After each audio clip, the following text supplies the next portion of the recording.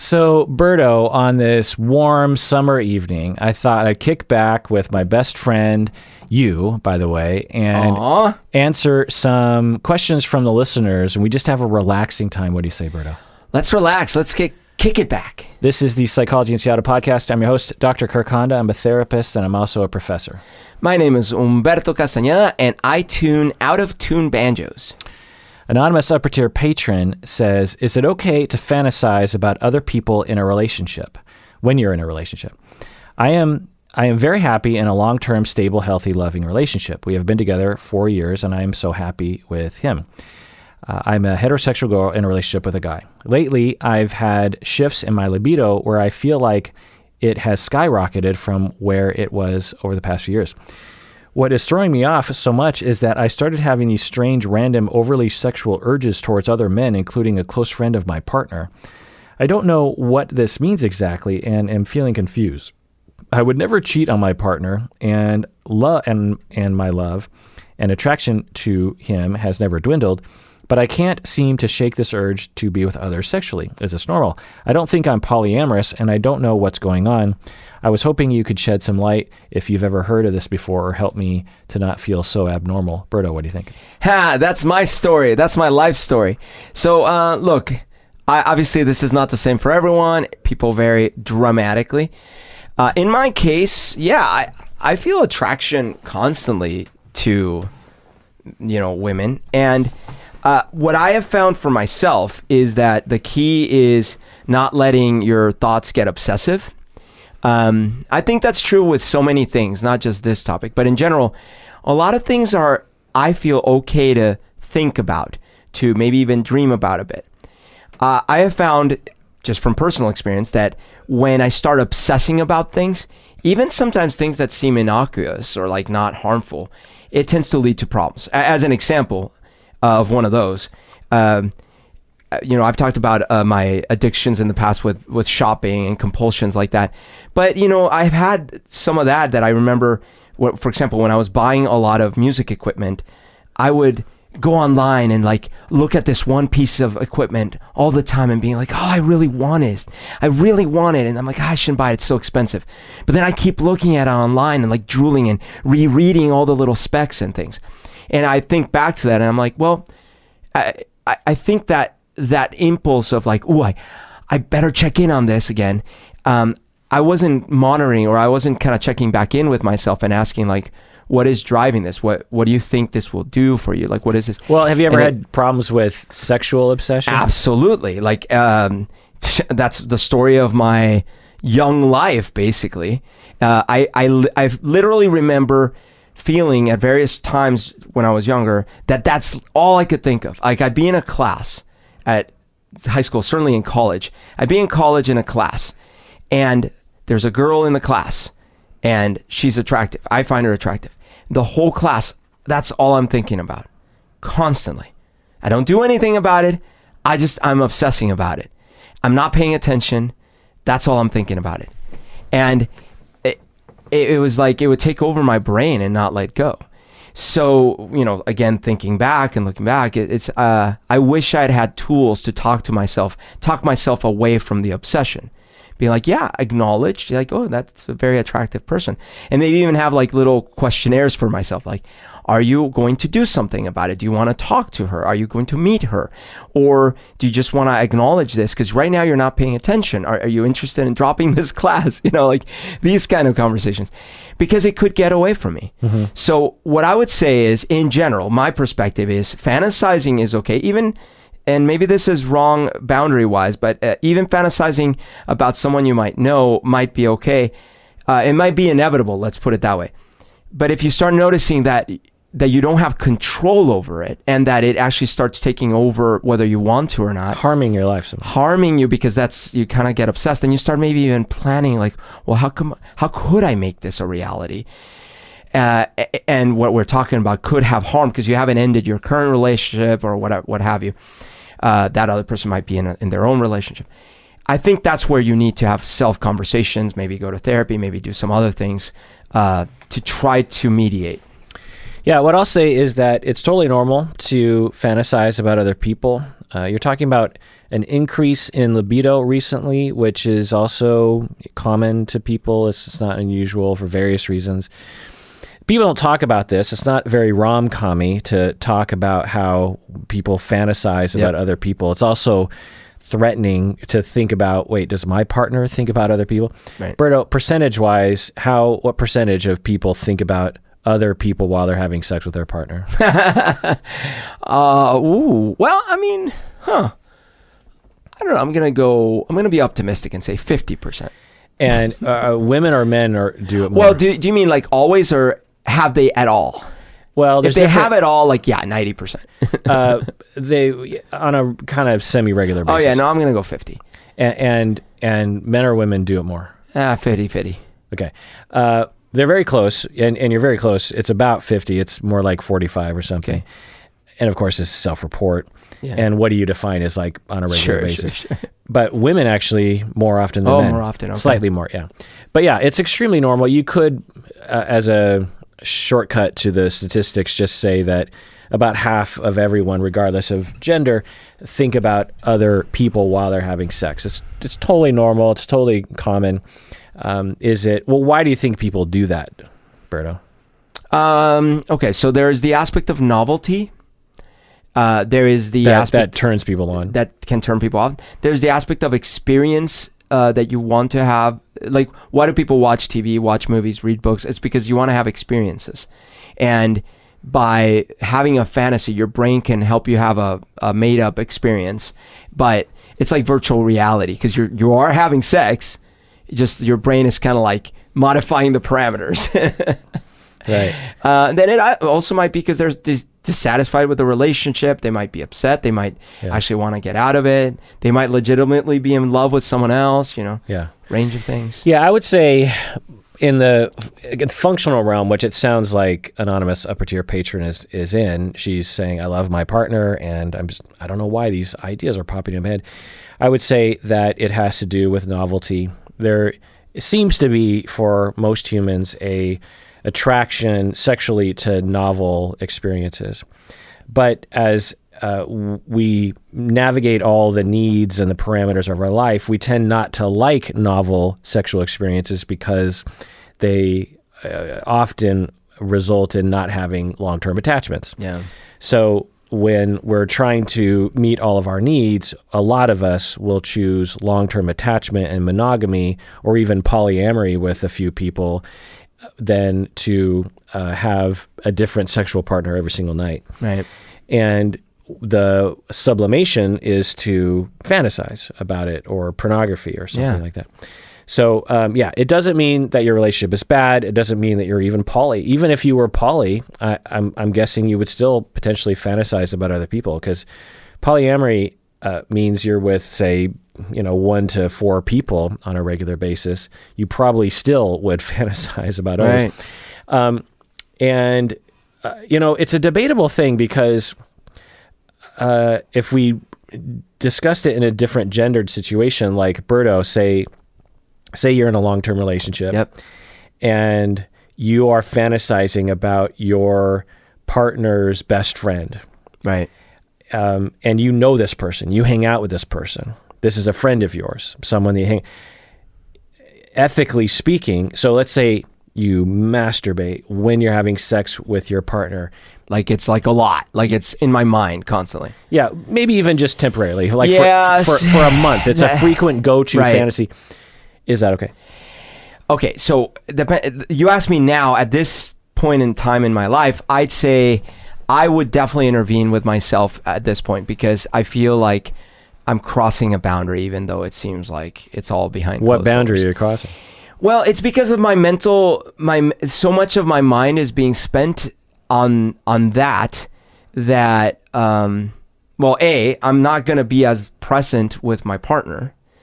I don't know, I find it maybe a little disrespectful, right, to not like try to address myself about it, Disrespectful to my partner, like, and to her friend, to say, well, look, again, it's inevitable, or it might be inevitable, but I'm letting it run amok. But Berto, it's just in your mind. I know, but you and I have had this argument before. Well, about which parts? Well, you were on the other side of this debate. You'd be like, dude, it's in my mind. You can't police my mind. Now I know what you're talking about. I do think that there's a point at which thoughts coming into your mind, you might not have as much control over, but what happens once the thought comes into your mind, and then what you do, you do have some control over it. Absolutely. And certainly if we were talking about like, oh, lately I've been fantasizing about killing this one dude a lot. Like every night before I go to sleep, I dream about it. I draw pictures about it. I would want to like intervene, and this isn't that extreme, but it is conducive to potentially bad things. And I think there's a viable debate on one hand. And that's why I reversed the genders, because it's, I think, harder for us to imagine culturally, even though it's silly for us to have this double standard, where women could, a wife, heterosexual wife, could fantasize about her husband's best friend, but and have that be quaint and cute and whatever. Yep. But when we reverse the genders, it feels more creepy. Yep. And I don't think that double standard should apply. I mean, of course, context matters, and more sexual assaults happen from men, vast majority. So there's that. But anyway, my point is that I think it's a gray zone. On one hand, it absolutely could bother your partner's friend. Yeah. Your partner's friend, if they found out, could say, "I don't think I can be friends with you anymore. Yeah. You were doing that on purpose." Yeah.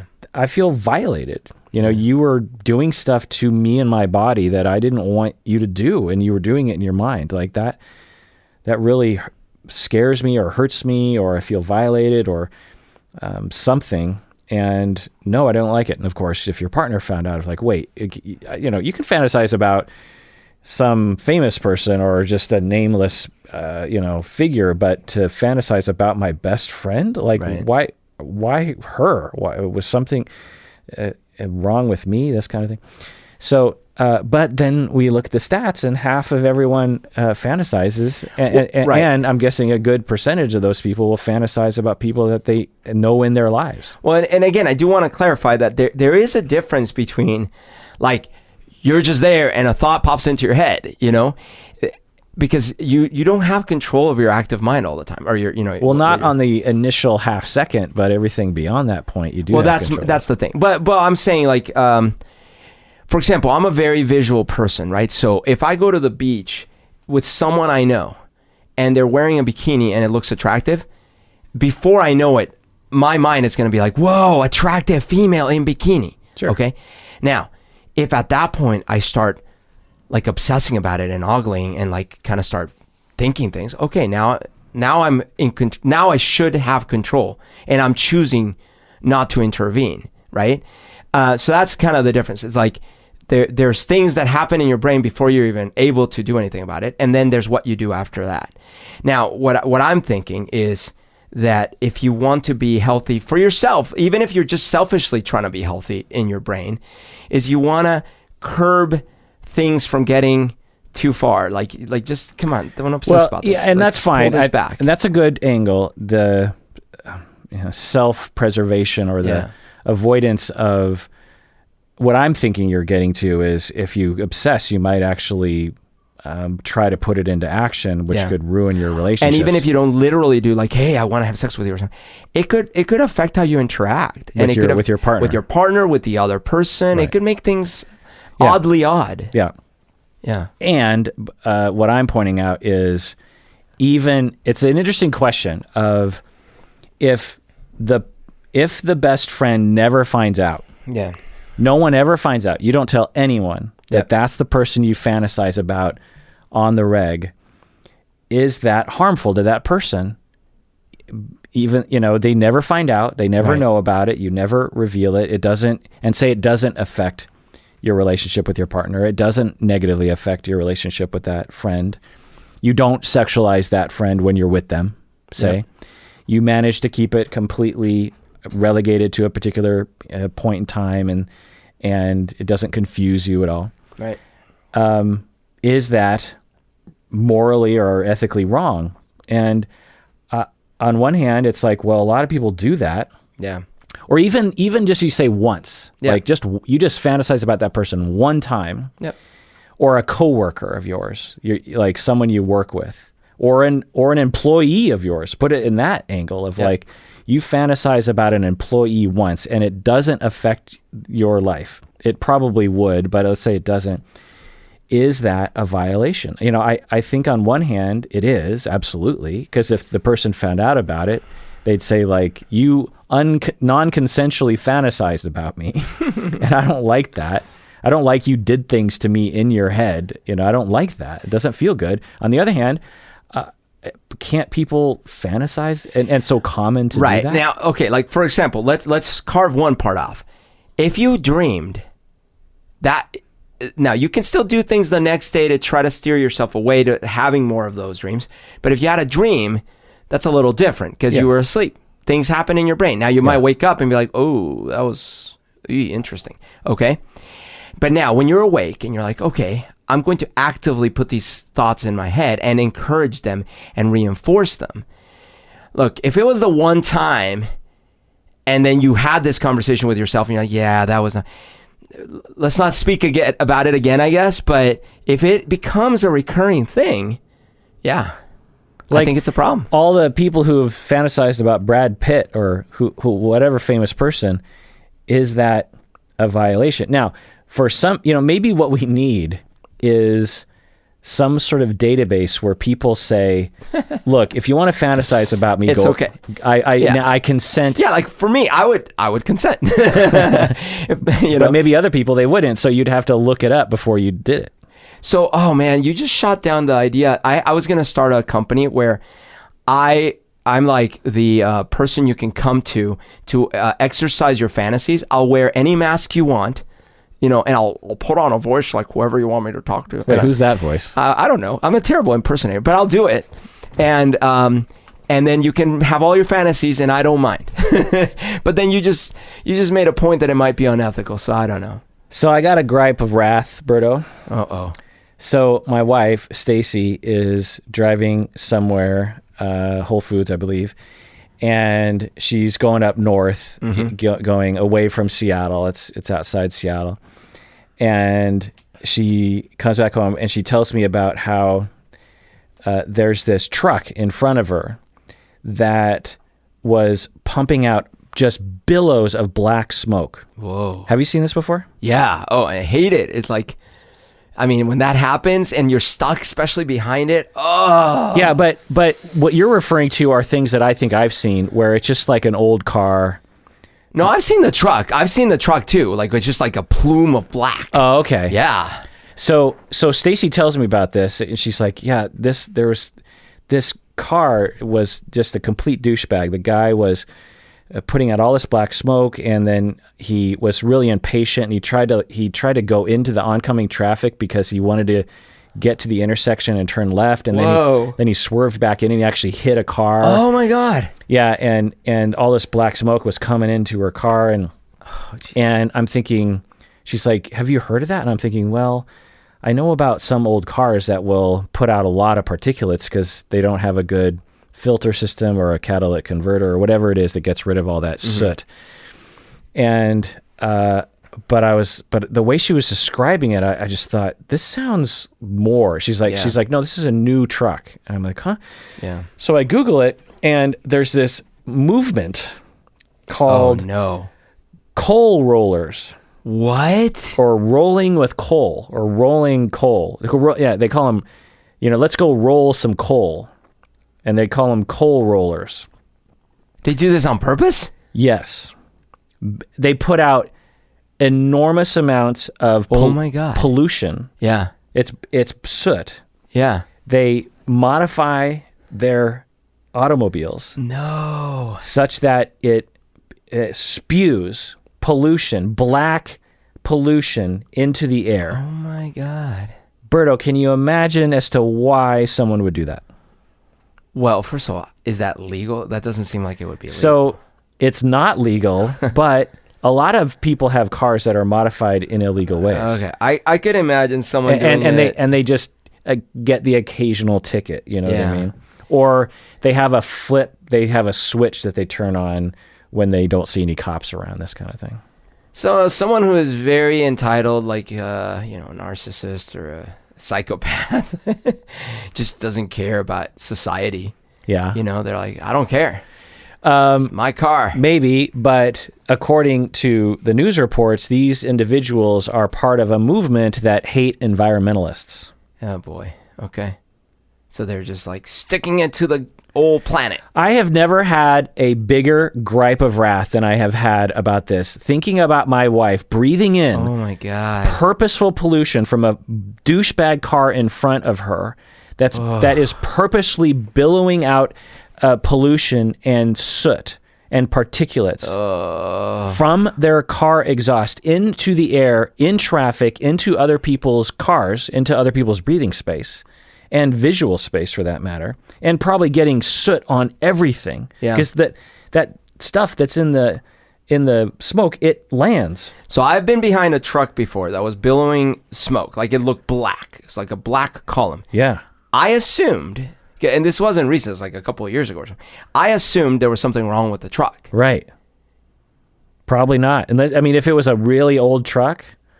I mean, it didn't. It was like a Mack truck type thing, Well, I don't know. I'd have to see it, but was it like black? Black. Yeah. It wasn't like because I also know what you're talking about, where the car is spewing a lot of or a semi. No, this was black. Yeah, like a semi sometimes will be kind of dirty running. Like, and I had seen that growing up in Colombia because I don't know if they use really dirty fuel or what the hell, but like buses, some buses would spew out pretty dark material into the air, right? Yeah.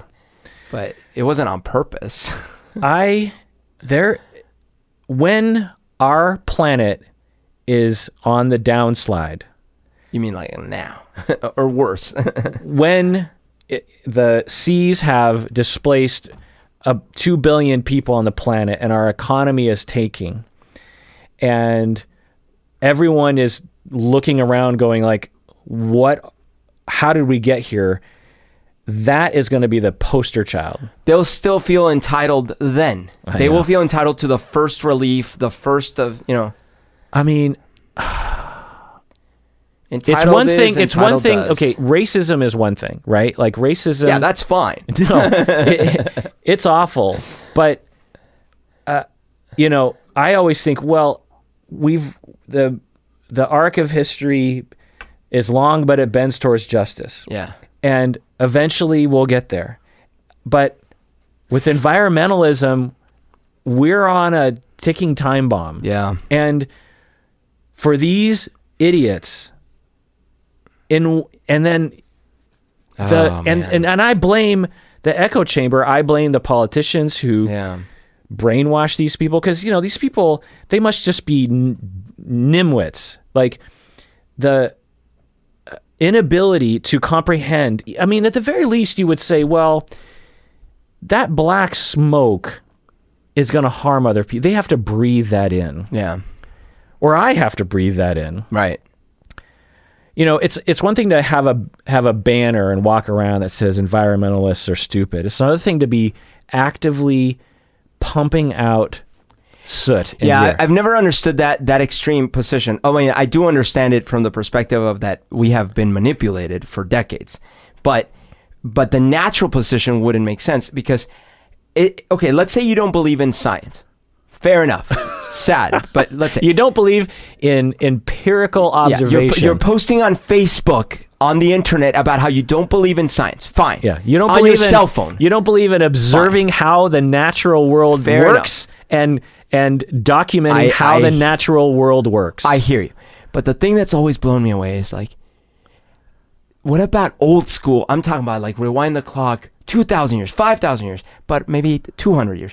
What about old school? Like, hey, let's take care of our own city or something. Like, let's take care of our own street.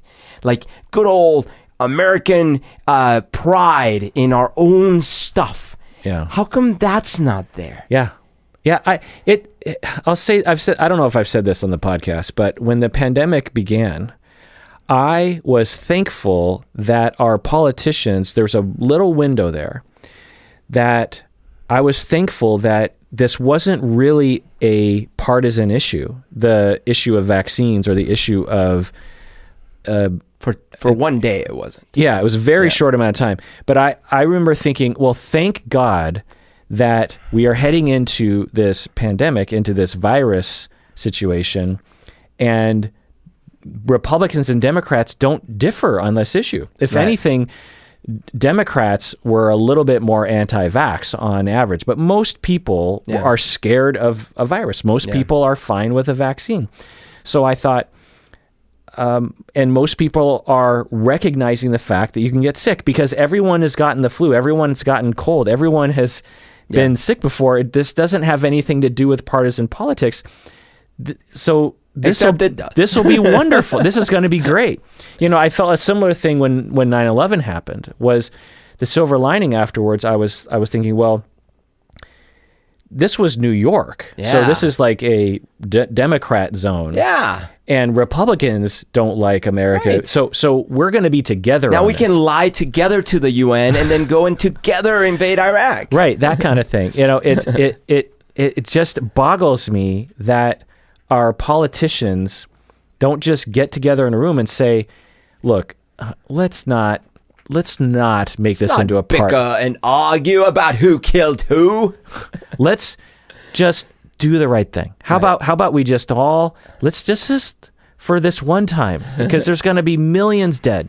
So just this one time, let's just make an agreement. We're all on the same page. Don't put anyone. You can put me down on my tax voting or my big government, but we can all agree that this virus is killing people, and we can all just be on the same page. Why? Nope. Because if we make it a partisan issue, then it will grind our system to a halt. So, and yet they did. They made it into a partisan issue, and now it's hard to imagine it not being a partisan issue because it has now essentially been injected into the DNA of Democrats and Republicans, certain ideas about the virus and the pandemic and the vaccine. Yeah. And the same goes for environmentalism. Yeah. It's like, can't we all just agree that we all want the planet to survive? And why is that a partisan issue? Because you're a hippie. It just boggles the brain. Or on the flip side, can't we all agree that we should take care of our people when we displace the workers as a result of environmental policy? Right. You know, can't we as a society say, well, if as a government we're going to change every energy policy, we have to make sure we allocate taxes. Yeah. So no more coal mining, but all these people will have a place in society. And very secure, you know, like they won't have to turn to meth to make the days feel a little bit less bleak, you know, that kind of thing. Anyway, let's take a break and reset because I'm going to get real upset in a second. What do you say, Berto? Let's do it. Hey, deserving listeners, as you all know, I am constantly recommending that people go to therapy. We all need therapy from time to time. Well, one of the options available that is definitely worth checking out is BetterHelp. If you're looking for a therapist, I would give it a try by going to betterhelp.com/Kirk. Make sure you use the promo code Kirk because you get 10% off your first month, and it really helps us out. As you watch these videos, I know many of you have been motivated to find your own therapist, which is great because you deserve it. And I know also that it can be hard to find a good fit, find the right one for you.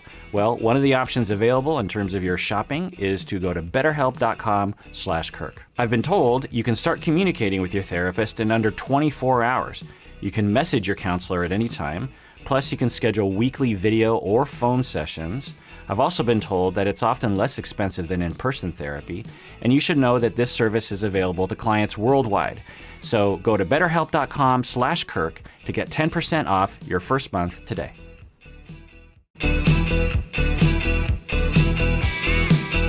All right, we are back from the break. We're asking that everyone become annual patrons instead of monthly patrons. You know, when you sign up on Patreon, you can sign up monthly or annual. We added the annual, or Patreon actually added the annual. And if you turn it into an annual, you get a discount, pretty sizable discount. Cool. And so that's a win to you as patron, but it also is a win for us because it helps us to plan for the future. Because every month to month, there's like this whole kind of shuffling of patrons, and it's hard to know like where we stand month to month. Yeah. So we're asking if you aren't a patron to become a patron, become an annual one. And if you are a monthly patron, switch to annual. You just go to your app, go to the different, where the tiers are, and there should be a little button where they show all the tiers that says like, switch to annual or something like that. But yeah, do that now. And let's do an OPP, an old patron praise for those patrons who became patrons in December of 2017. And they've been patrons with us ever since. We have Mina from New York. We have Tasha, good old Tasha, who is an upper tier patron from Washington State. Yay. We have Liz from Indianapolis. We have Catherine from Florida. We have Ashley from God knows where. We have Lara from Italy. Oh. I think we've communicated with Lara before. We have Taylor, who we met at one of our live events. Yes, okay. She's in the military, I believe, in North Carolina. We have Deanna from North Carolina. We have Hannah from Alaska, North Pole, Alaska. What? There's a place called North Pole, Alaska? Yeah. We have Paige, good old Paige. From MA. Is that Massachusetts? Probably. Sounds like Massachusetts. Good old Paige. And we have, well, wait, do I know Paige? Anyway, I think I do. We got Jill from Republic, Missouri. We had, which I think my great-great-grandfather lived in Republic for a while. We have Rupa, who I believe we've communicated with from California. Oh, hi, Rupa. We have Adria from Delaware. We have Kelsey from San Francisco. We have Earth Monkey from Seattle. Earth Monkey, I love it. And we have good old TR who is an upper tier patron from Redmond, Washington. Oh my gosh, that's right around the corner. We've communicated with TR. So thank you all for being patrons and for patrons for this song. Listener Winona from Michigan asks, how do you repair family relationships after that were hurt by differences of COVID response? Oh, this is going to get me angry again. So how do you repair family relationships that were hurt by differences of COVID response? Berto, I think you know about this, but before answering that question, there's another question that's related to this, which is, well, answer that question, I guess. Well, so to start with, I haven't felt the full ramification yet because some of this is right now living in Colombia. I have relatives in Colombia that are deniers while Colombia is being ravaged by COVID. A lot of people I know, including very close, including people you've met, are currently suffering with COVID. Yeah, and it's very hard. A lot of friends of friends. Are they in the hospital? So one of them was. Really? Yes, hospitalized. On a respirator? I don't know, but they were hospitalized. Yeah. Being on a respirator terrifies me. Oh, yeah. Having that tube down into your lungs? Yeah. I mean... No. It's crazy. So anyway, so the point is, while this is happening, I also have relatives that deny the whole thing. They do believe all the conspiracies, this, that, and the other thing. What conspiracies? That COVID's not. I don't know, because it's a combination of either COVID's not real, or it is a Chinese virus by the military, and or it is the vaccines are on purpose to control us, and or pick your. How are the vaccines controlling us? The microchips, right? They literally believe that. Some people do, yeah. And anyway, so I have to reconcile that when I go there, I will probably have some uncomfortable conversations, and it has created a schism between different parts of the family. As an example, I got a call 2 weeks ago from someone saying, hey, I believe such and such relative of ours has COVID, but they're refusing to go to the hospital. They insist it's just a cold. Well, I don't know what the truth is, because that person indeed claimed it was just a cold. They seem to have gotten better, so I don't know. Maybe they did. But they were concerned because of the symptoms and the severity and the thing, and it's these kinds of things. So I unfortunately that. And then here, closer to home, I have another relative that lives here in Washington that was very much believed in COVID, did all the steps to wear masks, stay at home, all of the above, but refuses to get a vaccine because they think it's it's a bad thing. They think it's controlling them and all like that. Bill Gates. I don't know if that's part of it. Probably, yeah. Probably Bill Gates. I mean, so of the conspiracy theories, 5G, of the pseudoscience regarding vaccines, you know, there's a tier system of like viability. Yeah. It's slightly viable, although extremely not supported by observation. You know, I feel like we need to not say science because people are like, well, science doesn't know everything. We need to replace that with observation. When we actually look at the results of the vaccine, you know? Okay, Kirk, here's what we should do. We should propose a new thing. Say, science sucks. Science doesn't know anything. We propose a new thing. What we're going to do is we're going to observe nature. We're just going to observe. Yeah. Write down what we observe, and then we'll make predictions based on what we've observed about what might happen as a result of what we've observed. Right. And we'll call it jujube. Like, it's still completely absurd, but at least it's slightly viable that there could be like negative side effects from the vaccine, right? Yeah, well, Johnson & Johnson had a little bit of an uptick for older women and the blah, blah, blah. So of the reasons why someone wouldn't take the vaccine, for that reason, I would still argue that it is, and all the experts would argue this as well, that it is much more risky to not have the vaccine, and also against society because you're actually contributing to the passage of the virus, and we might have a pandemic literally for the rest of time because people refuse to get this vaccine, and the virus will get worse and worse and worse because of its ability to mutate. Well, and us humans in general are terrible at numbers. So when they hear they'll hear 3,000 people have died because of the vaccine. Which by the way there's no proof of that. But let's say even if they took that 3,000, there's no comprehension of like, do you know what percentage that is of the number of people that have been vaccinated? And do you know how many died from COVID? There's just no understanding. And by the way, the 3,000 number is not even something that's demonstrated, Right, yeah. So and people die all the time after all sorts of events, and we don't attribute it. Including vaccines. Yeah.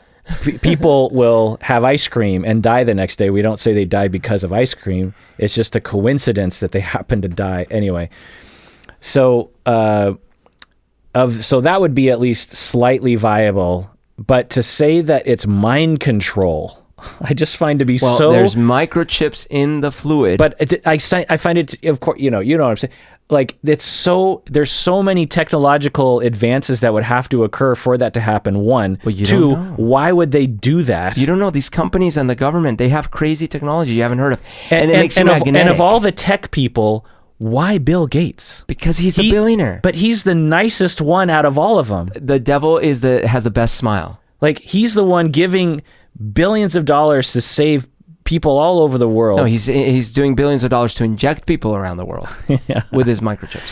But like, why him? Why not Bezos or Tesla guy? Bezos is going to be doing it now because every Amazon package, when you touch it, it's going to inject little microchips into your bloodstream. And the other thing I say is, if you really believe that these people are out to get you and have the ability, you should give up, because if they can infect you by having you touch a package, then you're done. I've tried this argument. Sadly, it doesn't work. I've tried this argument before of like, listen. Wait, you've had arguments with people with this? Oh, yeah. But the more general thing that I've said is, listen, if in fact the cabals that you imagine have the kind of power, control, and planning capabilities that you ascribe to them, I actually kind of want them to be in charge, because that's amazing. Yeah. Because I have worked forever in very big organizations with very smart people that are like world-renowned experts in tuning banjos. And guess what? It doesn't work that way. People make mistakes all the time. Yeah. Banjos go back to their owners and they sound like crap. So what do you do, Berto? How do you resolve these problems when you visit your family? Okay, I have had one. The closest I can come to a breakthrough, but I won't be that far-fetched to call it a breakthrough, but almost a breakthrough. I had a 3-hour debate with one of these relatives here, and what I was trying to point, my only point was this, that the people that this person imagines are the evil participants in all of this, they might be people just like me. And I was trying to explain, like, look, here's something you believe, they believe. Okay, well, I believe that. Do you want to know why I believe it? And I was explaining. And I say, like, I think you know that I'm not some evil minion or something. Right. But yet I do actually would vote that way. And here is why. Right. And I see both sides. I think this is... Yeah, actually, I think that's good. I don't think it would convince people. But I think it is the only thing I could find. But I think it is good because that is, I think, a basis for why these things exist, is that they observe a population or a group of people that are voting or thinking in a way, and it confuses them. They don't know why, and it scares them. Yeah. And then these brainwashers swoop in and fill these people's minds with, well, here's why they're like that. Instead of actually getting out of your echo chamber and going over to these people and being like, wait, why do you want that? And once you hear why you want that, you'd be like, oh, I guess I get it. I don't agree with it, but I guess I get it. It doesn't have to have a magical element to the reason why you believe that. It's similar to remember when Bernie was going around in his campaign talking to people, actually talking to them, and people that were very conservative, and they would end up like agreeing with him on some things because he was just like, look, do you think this is right? And then be like, well, here's what I want to do. And it's like when you demystify it, like I guarantee you that not everyone, but a lot of the people that are like, this such and such is a devil, right? If they could be in a room with that devil for a couple hours having a conversation and get it all out and talk it through, many of them would be like, okay, well, I may still not like them, but they kind of seem like a person. Regardless of which direction you go. Yeah, exactly. Yeah. Well, Winona, what I would say is I don't know the answer to this question because I don't know if we've ever lived in a time where there are so many mainstream conspiracy theories that are believed in that, or just weird theories and weird ideas that actually impact our lives. You know, it's one thing to believe in Loch Ness Monster or Bigfoot or their, Area 51, but that doesn't impact your life. It doesn't. Right. COVID impacts all of our lives. Yeah. And for your family member who might even, and let's get into other. Listener Joey from Seattle says, how do I move on after my coworker possibly gave me COVID? My coworker had a positive COVID test taken 2 days after I worked a full shift with them. I have no idea if they were being reckless or if it was just a freak accident that they got COVID, but I can't help but to be mad that I might now have COVID because of them. How do I keep this from damaging my perception of this person who I don't yet know all too well and who I'll have to keep working with? Berto, what do you think? Okay, so right when the pandemic started, about a month in, my neighbor and his whole family caught COVID. So I could have been really upset and judgmental. The catch is, he works at a restaurant and he had to work because he needed money. So he got COVID. Now, we were distancing from each other, so I didn't catch COVID. But there's a chance that I could have still accidentally caught it because, I do walk outside. I walk to get my mail, things like this. But that's a different situation, Berto. I mean, this Joey is working in a I don't know if it was a restaurant, but I don't know where Joey works, but Joey's working in an environment where he has to work closely with other people. Yeah. And in that situation, you have you depend on your coworkers who you're working right next to be very careful so that they don't infect you. But they work in a high risk, one of the most high risk. In fact, during the pandemic, the highest risk you could get COVID was at a restaurant. Really? Yeah. Yeah. So, now, at this point in time, why are they not vaccinated? Did they still catch it? Which you can, in spite of being vaccinated. It's kind of hard to know. But I will say that if this happened a while ago, I'd be more understanding. If it happened recently, I would definitely be upset myself. Yeah, I don't know what to think. I think that, and I've answered this question in other ways, but I've gotten a lot of questions about essentially this thing is happening and I'm having an emotion. I don't know what to do. Yeah. And I think the first step is just to allow yourself to have that emotion. Yeah. For you, Joey, you're angry at your coworker for getting COVID and potentially getting you infected with it. because you've been working really hard to not get it. You've been working really hard at work to make sure you follow all the protocols. And if you get it from your, like I have another friend who works in radio, and he went into actually this is a friend of a friend, went into a record in the studio, in the, the small radio recording studios. And one of the people in there the night before had been on like a party with everyone pre-vaccination, and had gotten infected, and then infected everyone in that recording booth. Oh man! And you absolutely should be angry at that person. You should be like, you went to a party that's endangering everyone else in the world, but you should have recused yourself from sitting in a room with a bunch of other people because there was a chance that you were infected. Yeah. You could literally kill someone or cause someone to have ongoing brain damage or lung damage because you didn't think that that was a possibility, when that's the whole point of this pandemic. So you have every right to get angry. Now, in your situation, Joey, you don't really know what happened. It could have been a freak accident. Maybe the coworker did everything possible and he still got infected. It's not usually the case. Or, as you're saying, Berto, he was forced into a situation where there wasn't anything he could do. He had to pay his bills. Well, and let's keep in mind, and I don't mean to put this on Joey, but Joey is the name, right? Yeah. Joey caught COVID. No, Joey didn't catch COVID.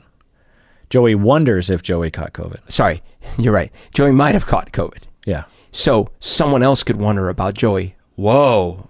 How did you catch COVID? Right. Right. So the thing is let maybe not jump to conclusions. Right. But that person that caught COVID, they might have their own other person that they're like, oh, I wonder if I got it from this other person that wasn't being careful. Yeah. I suppose it's totally, if I were Joey and I was like really thinking about this, I would actually ask the coworker, oh, dude, you got COVID. Like, do you know how you got it? I'm curious because I'm trying to avoid getting it. And if the coworker says something like, I have no idea. I have been paranoid. I've been doing everything and I still got it. Then you can be like, oh, okay. Yeah. But if the coworker's like, oh, I was at a party the other night. I probably got it from and I haven't been vaccinated. Or my partner, she was hanging out with all these other people the other day and she got it, and then I got it, of course. Yeah, like, that's then yes, you have every right to get angry in that situation, 100%. Now you're asking, Joey, how do I work next to this person if that is the case? I don't know.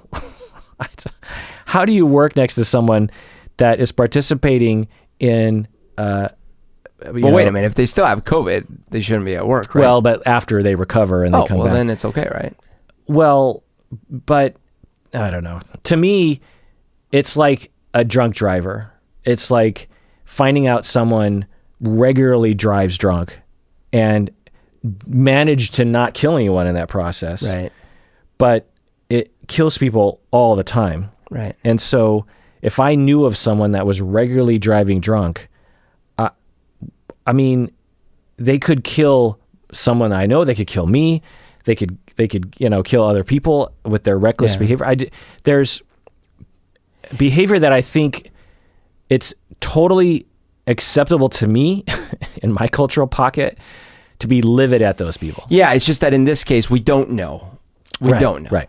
Yeah. Anonymous patron says, I'm wondering if you have any psychology tricks on dealing with COVID fatigue. I work in healthcare in Canada, and vaccination rates in Canada are behind the US, and variants are causing a lot of problems. So on one hand, I'm logically scared for what's to come and have a healthy respect for the virus because I work in healthcare.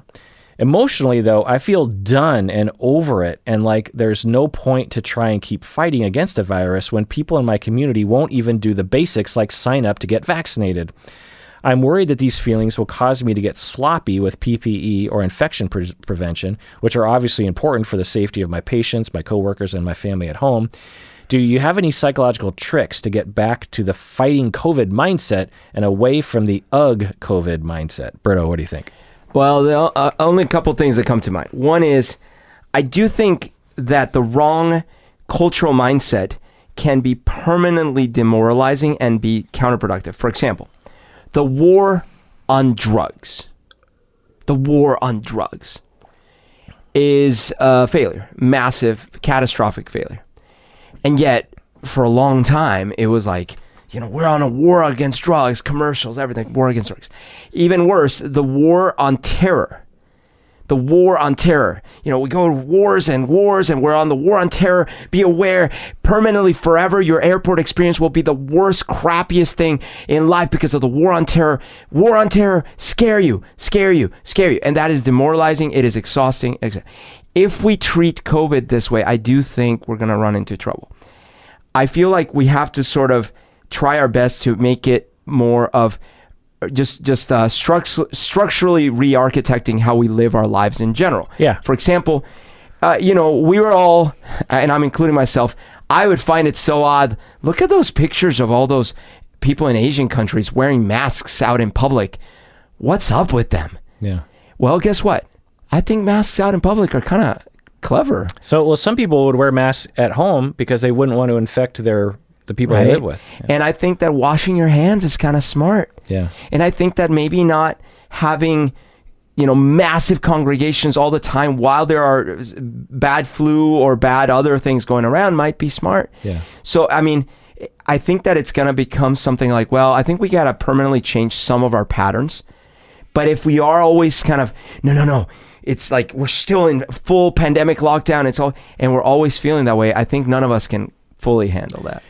Well, I'm not exactly sure what you're saying, Berto, because on one hand, it's like I agree that it should just become a part of our culture and we should just do what we can. But I think what Anonymous Patron is talking about here is something that I can relate to, but I live in a pocket where something like 80% of people are vaccinated. Yeah. And there's been like 0 deaths in the Seattle area recently, right? I don't know, but yeah, that's great to hear. Anyway, so, but I'm trying to imagine living in like Central Washington or Spokane or, one of those places where there's like 40% vaccination and the virus is still very much a problem. I wonder what I'd be doing. I think I would still be locking down and not going to restaurants or anything. But I'll tell you, I could absolutely imagine. The fatigue was getting bad anyway, but at the very least, I think one of the problem is with Anonymous Patron here from Canada is that Seattle was one of the very first places where the vaccination rate was so high that you could start venturing out into public and feel pretty safe. Yeah.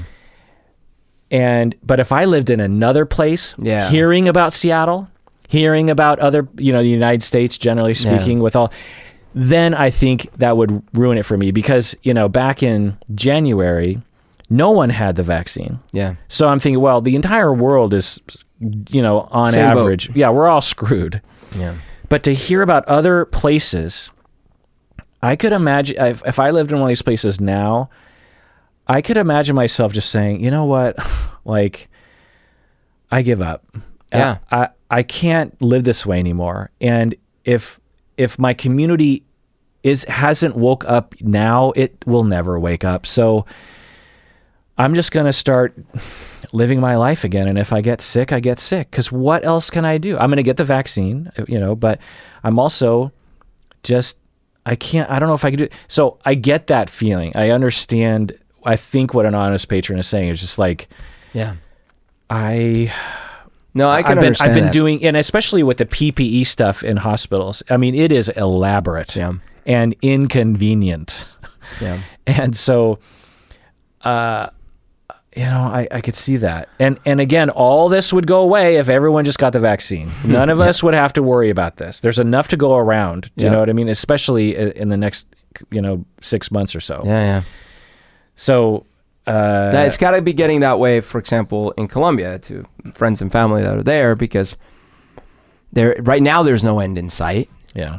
And it's... Yeah. Well, Berto, let's get off this topic. All right. And let's get to an even more serious topic. Oh, God. So Allie on Discord, she's one of the Discord guardians, the mods on Discord. She has a very serious question just for you, Berto. Oh. Were Ross and Rachel on a break? Awesome. A, yes. And B, there's two sides to the coin. Like, first of all, it was a break, but I think like both of them in their mind were hoping that the break would turn into a reunion. I think by one of the ways to kind of ensure that would happen would be to maybe not start going out with other people and doing things with other people. At the same time, when you're the one in the break, you don't really know. And you're also feeling hurt, whether the break is you or the other person or a little bit of both, you're still going to be feeling strong emotions. So I can totally understand why other relationships happened. And I can definitely understand why, Ross would go down a certain path. And, so I do think they were on a break. Yes. The break was real. Dime on Discord says, why do we view sex as dirty? Why is it considered shameful? Berto, what do you think? This is kind of a good question. It's very good, yeah. I don't think sex has been always viewed as dirty in every culture. Even today, it's not always viewed as dirty. There are certain things about sex that cause big taxes on human beings. Because when you have sex, especially historically, babies come out, and babies are a thing that you need to keep track of and take care of. So as a result, culturally, turning sex into a bit of a big deal and a bit of a problem became in vogue going back thousands of years. And there are whole religions built around the idea of sexuality being dirty. Yeah, I learned this idea recently, and it all made sense to me, that similar to certain religious practices like kosher practices, they will hypothesize that it was developed because either they knew or they suspected that having certain cooking practices would actually result in infection or death or sickness.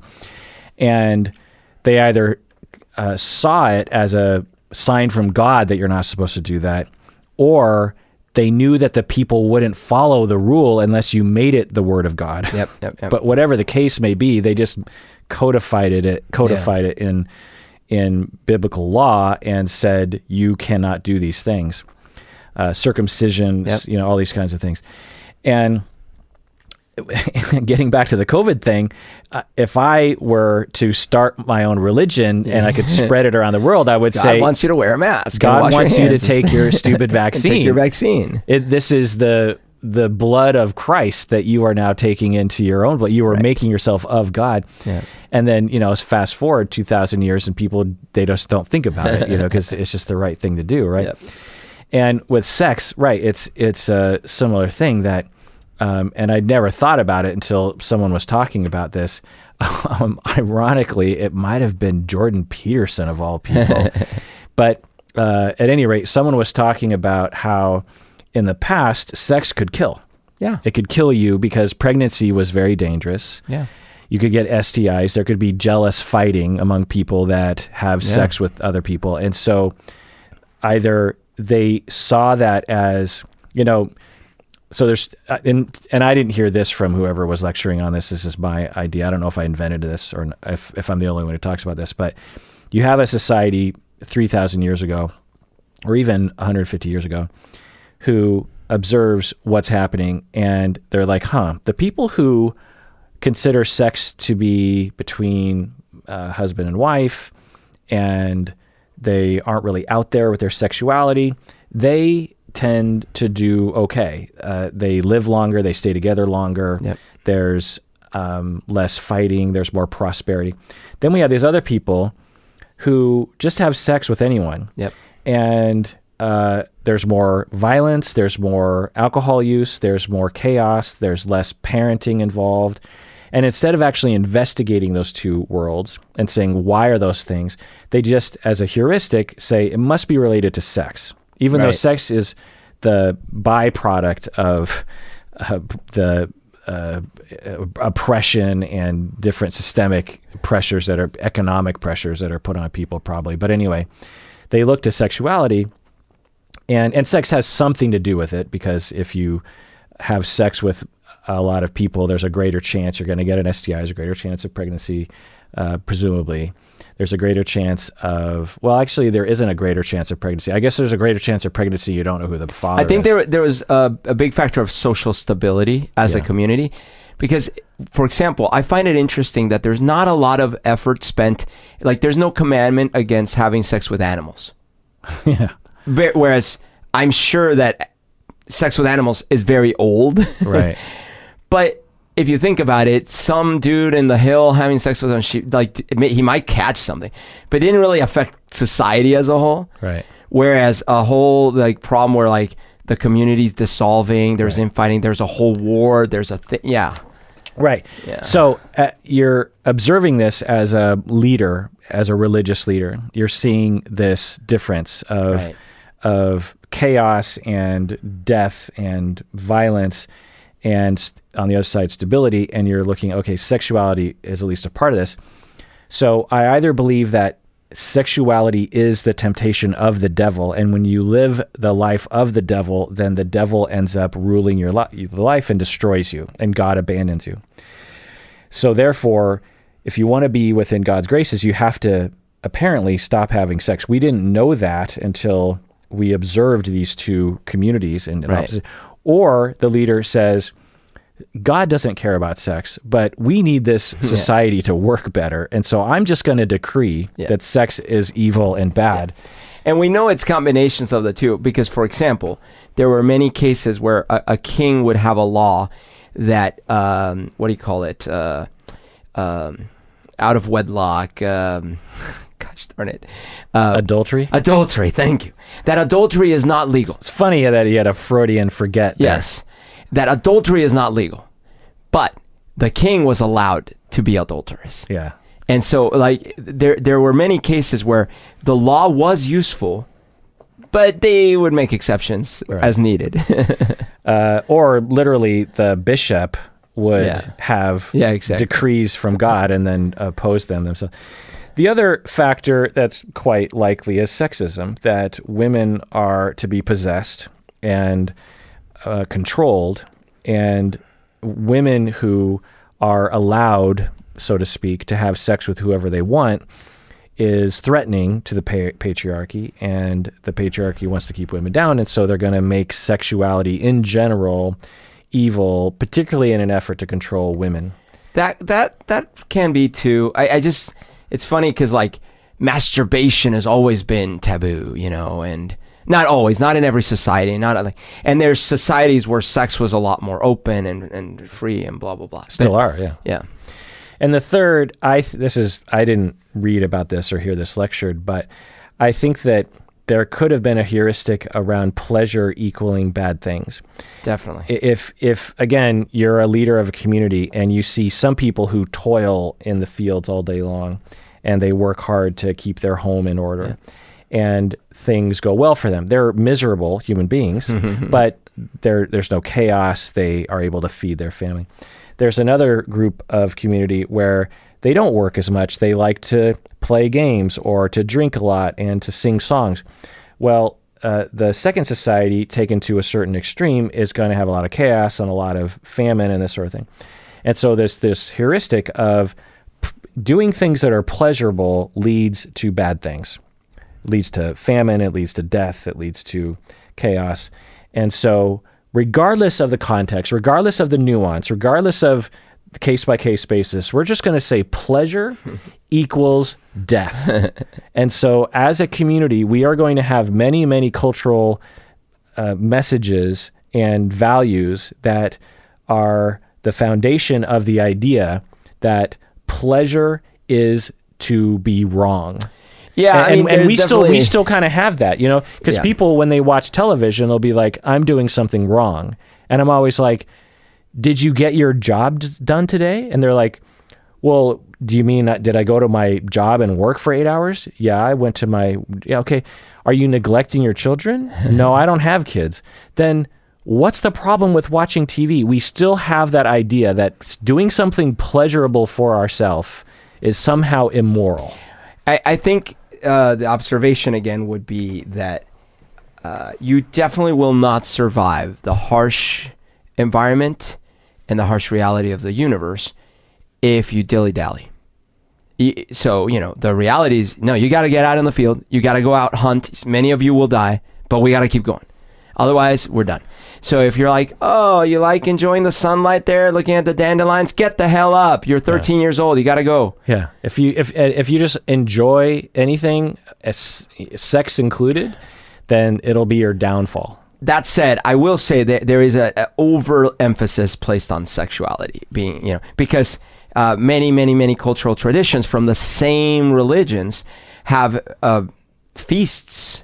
Feasts of great abundance and food is a big part of it. And but gluttony, Berto. Yeah. But there are moments where it's okay. And maybe the same can be said about sexuality. It's okay to get married and have sex. But it's even dirty in the marriage. To some cultures, not all. Right. But we're talking about mainstream Western culture, which is that even sex between couples, married couples, it's considered dirty. You can't, like, the example I always give is, and I know some people don't really understand this analogy and they end up yelling at me about it, but go with me on this, is that you go to work and you have one coworker, you ask one coworker, what'd you do this weekend?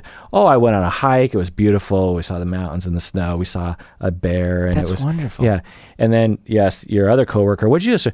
Oh, me and my wife, we tied each other up and we whipped each other and there was like different holes involved. And that's beautiful. And we had a great time. Nice. Yeah. That's great. Both are self-indulgent activities that you're doing for pleasure. Yep. One is considered absolutely disgusting and taboo, and something you should never speak out loud. Certainly not at work. You'll get fired. And even for that. if it was known, people look at you funny. You will get fired. But you go hiking and it's glorious, totally fine. Oh, beautiful. Yeah. To me, I find that to be actually, it's even better. What did you do this weekend? I watched a movie. Oh yeah, what was the movie? Oh, it's so violent. Tons of people. There was sex, violence, blood, people dying left and right. I went hunting and I shot a deer. Oh, I shot a deer. And then I skinned it alive. Yeah. Yeah. And then what did you do? Beautiful. Oh, then the other, and even just tone it down. You asked the other coworker. I made love to my wife. Yeah, we had sex for like, an hour and a half. It was, oh man, my orgasm was out of this world. You don't need to go, to your point. Literally, all you have to say is, I just had sex with my wife. I made love to my wife on. I mean, some of the more progressive people in the room might say, good for you. Oh, but a lot of people. I can't. And if it's at work, someone's going to complain. Oh, yeah. Like very inappropriate conversation. So the counter argument to this, which I'm undoubtedly people are already writing their emails, is I don't want to hear about other people's sexual life because it triggers me. And I would say, yes, if that's true for you, 100%. Why does it trigger you? It would trigger me to hear about a deer being shot. Certainly. And maybe some people wouldn't talk about it. But my response to that is that the reason why sexual discussions are triggering, one, is because of sexual traumas, obviously. But if you only hear about sexual acts when it's a precursor or a likely precursor to abuse, then you're always going to associate any discussion of sexuality or any acknowledgement of sexuality with abuse. Right. If our society was different and we talked about it like we went hiking, then even if you were sexually abused, you wouldn't be triggered by sexual discussions because you would hear it often. Right. Like think about, people are going to get married. It's like, oh, where are you going to go for your honeymoon? Okay. So then they come back. How was the honeymoon? They'll talk about everything. Not once will they mention that they had sex. Yeah. There might be jokes, but it'll be I don't really want you to answer, and I'm just gonna wink at you really quick. But it must have been fun, huh? Wink. Yeah. We're done. Yeah, we live in a completely just broken society when it comes to sexuality, and we wonder why bad things are happening. Yeah. All right, Berto. Wow, this was a depressing episode. Not the ending. I love it. I'm angry. I'm fired up. I want to talk to you about my sex life. All right. Well, that does it for that episode of Psychology in Seattle. Everyone out there, please take care of yourself and take care of others because you deserve it.